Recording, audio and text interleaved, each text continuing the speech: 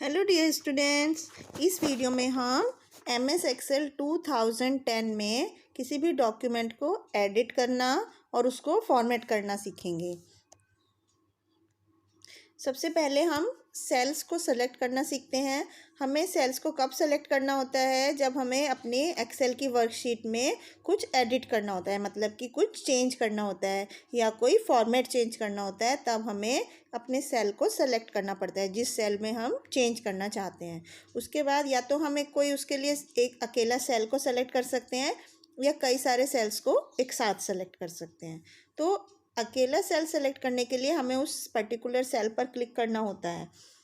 और अगर हम कई सारे सेल्स जो एक साथ लगे हुए हैं उनको सेलेक्ट करना चाहते हैं तो उसके लिए हमें सबसे पहले फर्स्ट सेल को क्लिक करके और फिर शिफ्ट की प्रेस करके और लास्ट सेल तक, जहाँ तक हम सेलेक्ट करना चाहते हैं वहाँ तक सेलेक्ट कर लेते हैं। तो सारे सेल्स ब्लू कलर के हो जाते हैं जैसे यहाँ पर दिखाए गए हैं। तो इस तरह से हम अपने सेल्स को, एक सेल को या कई सारे सेल को सेलेक्ट कर सकते हैं। अब हम सीखते हैं अगर हमें कोई नॉन एडजेसेंट सेल का ग्रुप को सेलेक्ट करना है, मतलब जो एक दूसरे से लगे हुए नहीं हैं, तो उसके लिए हमें क्या करना है? सबसे पहले फर्स्ट सेल को क्लिक करके कंट्रोल की को प्रेस करना होता है और जो जो सेल हमको सेलेक्ट करना है उस सेल पर हमें क्लिक करना होता है। अब हम अगर पूरी रो को सेलेक्ट करना चाहते हैं एक साथ, तो उसके लिए हमें फर्स्ट सेल में, रो में फर्स्ट सेल पर क्लिक करके control plus shift plus right arrow को क्लिक करना होता है, तो हमारी पूरी रो एक साथ सेलेक्ट हो जाती है। और अगर हम पूरे कॉलम को सेलेक्ट करना चाहते हैं तो उसके लिए कॉलम के फर्स्ट सेल पर क्लिक करके control plus shift plus down arrow को क्लिक करना होता है, उससे हमारा पूरा कॉलम एक साथ ही सेलेक्ट हो जाता है। अब हम अगर कोई वर्कशीट को सेलेक्ट करना चाहते हैं तो उसके लिए हमें पूरी वर्कशीट को सेलेक्ट करने के लिए एक साथ कंट्रोल प्लस ए को प्रेस करना होगा या फिर control plus shift plus space bar की को प्रेस करना होगा, तो हमारी पूरी वर्कशीट एक साथ सेलेक्ट हो जाती है। इसको करने के लिए हमें कुछ स्टेप्स फॉलो करने पड़ते हैं। यदि हम रो सेलेक्ट करना चाहते हैं तो हमें इसकी हेडिंग पर क्लिक करना है। कॉलम सेलेक्ट करना चाहते हैं तो उसके हेडिंग को भी क्लिक कर सकते हैं। और अगर हम पूरी वर्कशीट क्लिक करना चाहते हैं तो हमें टॉप लेफ़्ट रेक्टेंगल को क्लिक करना है। जैसे कि रो, सबसे पहले हम रो की हेडिंग को सेलेक्ट करने के लिए हमें रो को सेलेक्ट करना है, कॉलम के लिए कॉलम की हेडिंग को, और अगर पूरी वर्कशीट को सेलेक्ट करना चाहते हैं तो टॉप लेफ़्ट कॉर्नर में जो बटन है उसको हम सेलेक्ट कर सकते हैं, तो हमारी पूरी वर्कशीट सेलेक्ट हो जाएगी। इसके बाद कॉपिंग एंड मूविंग डाटा। यदि हम अपने डाटा वर्कशीट में जो हमारा डाटा है उसको कॉपी करना चाहते हैं या उसकी दूसरी कॉपी बनाना चाहते हैं एक वर्कशीट में या दूसरी वर्कशीट में, तो उसके लिए हमें पूरे डाटा को कॉपी करना होता है या डुप्लीकेट डाटा को क्रिएट करना होता है। तो जब हम ऐसा करते हैं तो उसको हम ओरिजिनल पोजीशन पर भी रखना होता है, जबकि हम अगर डाटा को मूव करना चाहते हैं तो वो एक वर्कशीट से डिलीट हो जाता है और दूसरी वर्कशीट पर कॉपी हो जाता है। तो इस तरह से कॉपिंग एंड मूविंग डाटा में हमारा सेम डाटा को दोबारा से टाइप करने की ज़रूरत नहीं होती है। कॉपी, अगर किसी वर्कशीट में डाटा हम कॉपी करना चाहते हैं तो उसके लिए हमें एक वर्कशीट क्रिएट करना है सबसे पहले, और उसके बाद उस सेल को सेलेक्ट करना है जहाँ पर हम कॉपी करना चाहते हैं अपने डाटा को, और उसके बाद हमें कॉपी का ऑप्शन क्लिपबोर्ड में से सेलेक्ट करना है, होम टैब में से, और अपने मूविंग डैश्ड आउटलाइन हमारे सामने आएगी और उसके बाद हम अपने सेल को उसके सेलेक्ट कर सकते हैं। इसके बाद हमें एक ब्लिंक सेल सेलेक्ट करना है जहाँ पर हम अपने कॉपीड डाटा को पेस्ट करना चाहते हैं। उसके बाद वहाँ पर होम टैब में से क्लिपबोर्ड ग्रुप में से पेस्ट का ऑप्शन क्लिक करते हैं तो टेक्स्ट जो है नई लोकेशन पर कॉपी हो जाता है। इसी तरह से हम कट के ऑप्शन को सेलेक्ट करके कट एंड पेस्ट भी वर्कशीट में अपने दूसरी पोजीशन पर कर सकते हैं। अगर हम अपनी वर्कशीट में डाटा को मूव करना चाहते हैं तो उसके लिए हमें उस सेल को सेलेक्ट करना होगा जिसमें से डाटा को हमें मूव करना है। उसके बाद हमें सेलेक्टेड सेल में से माउस पॉइंटर को ले जाना होगा और माउस पॉइंटर को अब एरो की हेल्प से हम चेंज करते हैं। माउस को उस लोकेशन पर ड्रैग करके ले जाना है जहाँ पर हम सेलेक्टेड सेल्स को प्लेस करना चाहते हैं, मतलब जो सेल हमने सेलेक्ट किए हैं जहाँ पर हम उन्हें ले जाना चाहते हैं, माउस को उस लोकेशन तक ड्रैग करना होगा। तो हमारा जो डाटा है वो नई पोजीशन पर मूव हो जाएगा और प्रीवियस पोजीशन से डिलीट हो जाएगा। तो इस तरह से हम अपने डाटा को वर्कशीट में एक जगह से दूसरी जगह पे मूव कर सकते हैं। अब हम सीखते हैं अनडू एंड रीडू को हम किस तरह से यूज़ करते हैं। अपने सेल में अगर हम कोई चेंज करते हैं और हम उसको कैंसिल करना चाहते हैं, या जो चेंज हमने किए हैं उसको वापस से प्रीवियस डाटा पर लाना चाहते हैं, तो ऐसा करने के लिए हमें अनडू का ऑप्शन क्लिक करना पड़ता है जो क्विक एक्सेस टूल बार से। और यदि हमने जो चेंज करने के बाद हम एक्सेल में रीडू का ऑप्शन है, मतलब हम उसी चेंज को दोबारा से रिपीट करना चाहते हैं जो हमने सबसे लास्ट में किया है, तो उसके लिए हमें रीडू का ऑप्शन हमें क्लिक करना होता है क्विक एक्सेस टूल बार में से। अब हम सीखते हैं कि अगर हम अपने वर्कशीट में कोई रो या कॉलम को इंसर्ट करना चाहते हैं, तो उसके लिए हमें जहाँ पर रो या कॉलम ऐड करना है, सबसे पहले उस सेल को सेलेक्ट करना होगा और उसके बाद इंसर्ट ड्रॉप डाउन लिस्ट में सेल ग्रुप में से होम टैब में से सेल ग्रुप में से इंसर्ट ऑप्शन को क्लिक करना होगा। तो हमारे सामने एक लिस्ट आ जाती है, उसमें से हम सेलेक्ट कर सकते हैं अपना डिज़ायर्ड ऑप्शन। फिर अगर रो या कॉलम को डिलीट करना चाहते हैं तो उसके लिए सेल को सेलेक्ट करना है सबसे पहले जहाँ पर हमें से रो या कॉलम को डिलीट करना है। उसके बाद होम टैब में से सेल ग्रुप को सेलेक्ट करके डिलीट के ऑप्शन को क्लिक करना है। तो डिलीट ड्रॉप डाउन लिस्ट आ जाती है, उसमें से हम अपना डिज़ायर्ड ऑप्शन जो भी हम डिलीट करना चाहते हैं उसको सेलेक्ट कर सकते हैं। अब हम किसी टेक्स्ट को कैसे फॉर्मेट करते हैं उसके बारे में सीखते हैं। फॉर्मेट मतलब अगर हम अपने डॉक्यूमेंट में font size, font style, colour change करना चाहते हैं डाटा का, तो उसके लिए हम फॉर्मेटिंग यूज़ करते हैं। सबसे पहले हमें उस डाटा को सेलेक्ट करना होता है जिसमें हम फॉर्मेटिंग चाहते हैं। उसके बाद हम होम टैब में से फ़ॉन्ट ग्रुप में से फ़ॉन्ट ड्रॉप डाउन एरो को चूज़ करते हैं। फिर अपनी पसंद का फ़ॉन्ट साइज़ हम सेलेक्ट करते हैं, या अगर हम डाटा को बोल्ड अक्षरों में बनाना चाहते हैं तो बोल्ड बटन को क्लिक करते हैं। अगर तिरछे अक्षरों में बनाना चाहते हैं तो इटैलिक बटन को क्लिक करते हैं।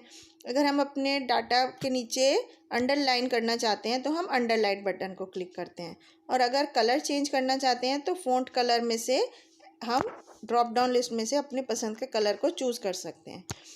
तो इस तरह से जो भी फीचर हम अपने फॉर्मेट में करना चाहते हैं उन सबको सेलेक्ट करके हमें होम टैब में से फ़ॉन्ट ग्रुप में क्लिक करना होता है और फॉर्मेट सेल करके हमारे सामने एक डायलॉग बॉक्स आता है। तो उसमें से हम फ़ॉन्ट स्टाइल, साइज़ या कलर को चेंज कर सकते हैं।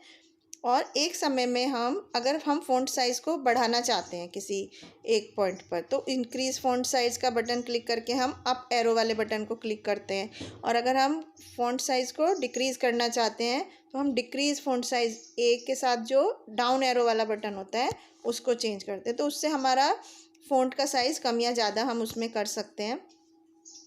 इसके बाद हम सीखते हैं अलाइनिंग डाटा, कि अपने डाटा को अलाइन कैसे करते हैं। अलाइनमेंट मतलब पोजीशन, डाटा की पोजीशन, किसी सेल में डाटा हमारा किस साइड में है।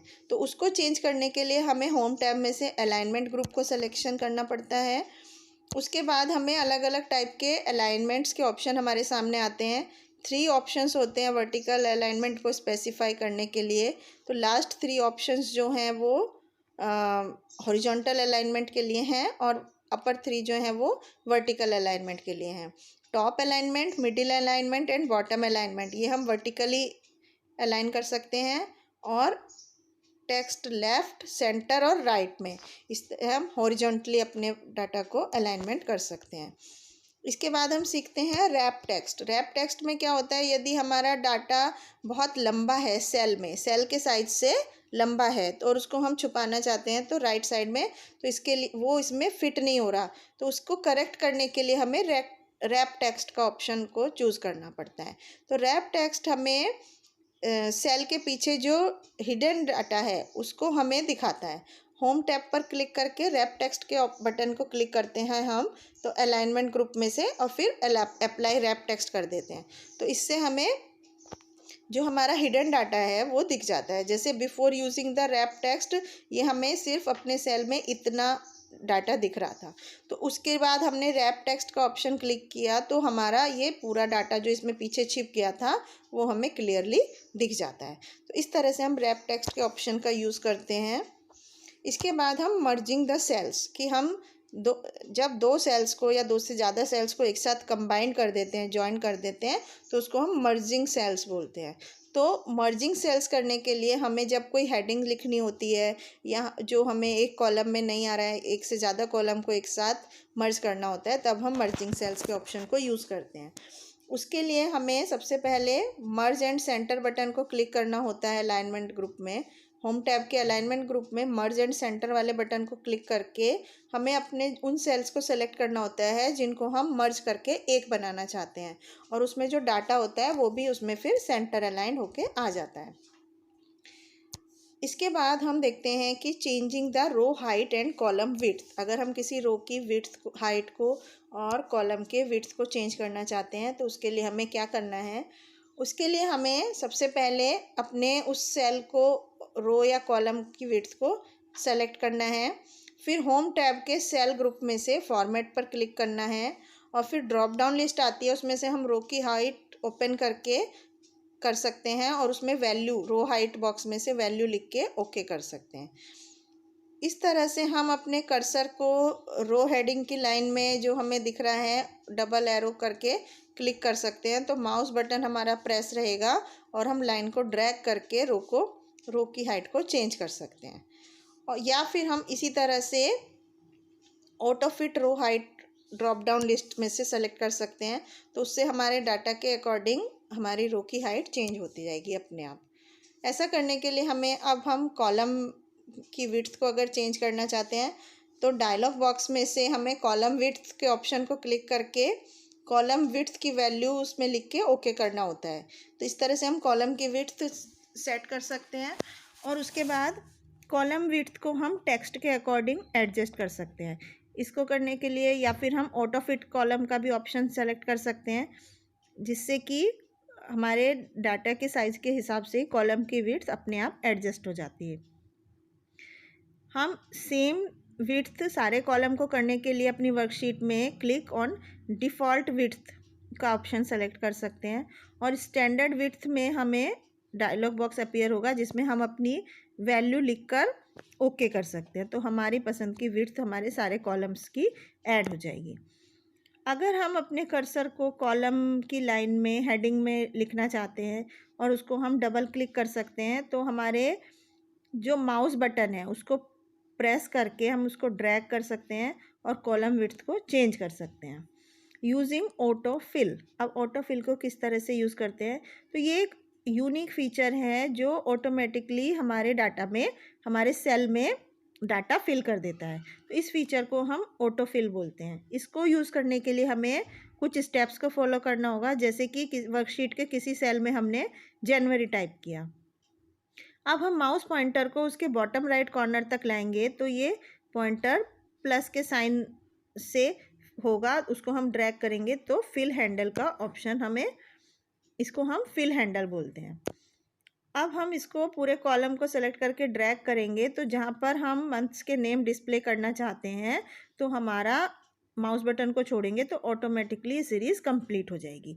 जैसे कि यहाँ पर दिखाया है, सबसे पहले हमने फर्स्ट सेल में जनवरी लिख के छोड़ दिया और उसके बाद माउस को ड्रैग करके लास्ट पोजीशन तक लाए तो अपने आप ये सब मंथ्स नेम उसमें ऐड हो जाते हैं। इसके बाद हम पढ़ते हैं फॉर्मेटिंग नंबर्स को फॉर्मेट करने के लिए हमें क्या करना होगा। तो एक्सेल में बाय डिफ़ॉल्ट एक जनरल फॉर्मेट होता है नंबर्स के लिए। इसका मतलब उसमें कोई स्पेसिफिक नंबर फॉर्मेट अप्लाई नहीं होते हैं। हम अपने नंबर्स को बहुत तरह से फॉर्मेट कर सकते हैं, जैसे कि अगर हमें डेसिमल प्लेसेस को ऐड करना है, करेंसी सिंबल्स को या परसेंटेज सिंबल को, तो उसके लिए हमें ये कि डेट और टाइम जो डिस्प्ले होना है उसको हमें डिफ़ाइन करना होगा। सबसे पहले उसके लिए जिस सेल में हम चेंज करना चाहते हैं उसको सेलेक्ट करना है। फिर होम टैब को सेलेक्ट करके नंबर फॉर्मेट के ड्रॉप डाउन लिस्ट में से नंबर ग्रुप को हमें चूज़ करना है और नंबर मेनू हमारे सामने आएगा। तो फिर हम उसमें से नंबर फॉर्मेट जो भी हम सेलेक्ट करना चाहते हैं उसको सेलेक्ट कर सकते हैं। हम इसके अलावा फॉर्मेट सेल डायलॉग बॉक्स भी सेलेक्ट कर सकते हैं नंबर फॉर्मेट के लिए, और format cell dialog box launcher arrow को यूज़ करके भी हम नंबर ग्रुप को खोल सकते हैं। तो बच्चों, इस लेसन में हमने क्या सीखा कि हम किस तरह से अपने वर्कशीट में रो और कॉलम को एडिटिंग करते हैं और किस तरह से हम उसको यूज़ करते हैं किस पिक्चर को। तो सबसे पहले हम कोई भी एक सेल या बहुत सारे सेल को एक साथ सेलेक्ट कर सकते हैं अपनी वर्कशीट में। उसके बाद हम पूरी एंटायर रो या एंटायर कॉलम या एंटायर वर्कशीट को भी सेलेक्ट कर सकते हैं। Copying and moving eliminates the need of retyping the same data in worksheet. अगर हम एक ही डाटा को कॉपी करना होता है या मूव करना होता है तो इससे हमें सेम डाटा को रीटाइप करने की मेहनत बच जाती है एक ही वर्कशीट में। अब नेक्स्ट हमने क्या सीखा कि अगर हमें किसी सेल में कोई चेंज करना है तो हम उसको चेंज को कैंसिल कर सकते हैं या पहले जो चेंज हमने किया है उसको दोबारा से भी कर सकते हैं अंडू और रीडू के ऑप्शन के द्वारा। अब हम अगर कोई रो या कॉलम इंसर्ट करना चाहते हैं जो हमारी वर्कशीट है उसमें, तो हम वो इसमें ऑप्शंस से कर सकते हैं।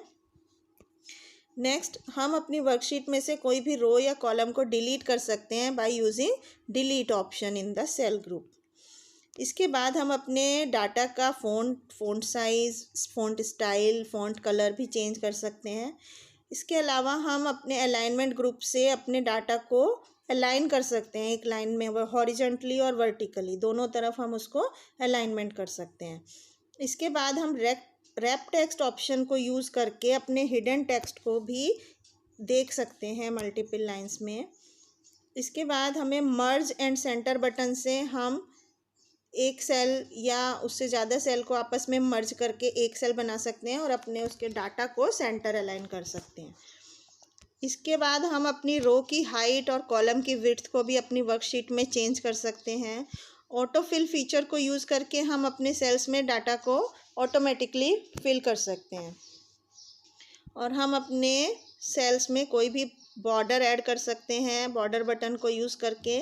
और एक्सेल में एक जनरल फॉर्मेट होता है नंबर्स के लिए, वो बाय डिफ़ॉल्ट होता है। तो इस तरह से एक्सेल वर्कशीट में हम किस तरह से नए नए फीचर्स को यूज़ करके अपना डॉक्यूमेंटेशन बहुत इजी तरीके से कर सकते हैं। किस तरह से हम रो ऐड करते हैं, कॉलम ऐड करते हैं, रो की विड्थ चेंज करते हैं, नई अपने डाटा को कॉपी करते हैं, इस तरह से रैप टेक्स्ट ऑप्शन का यूज़ करते हैं। तो इसमें हमने एक्सेल वर्कशीट के बहुत सारे फीचर्स को समझा। आई होप आपको समझ में आया होगा। Thank you.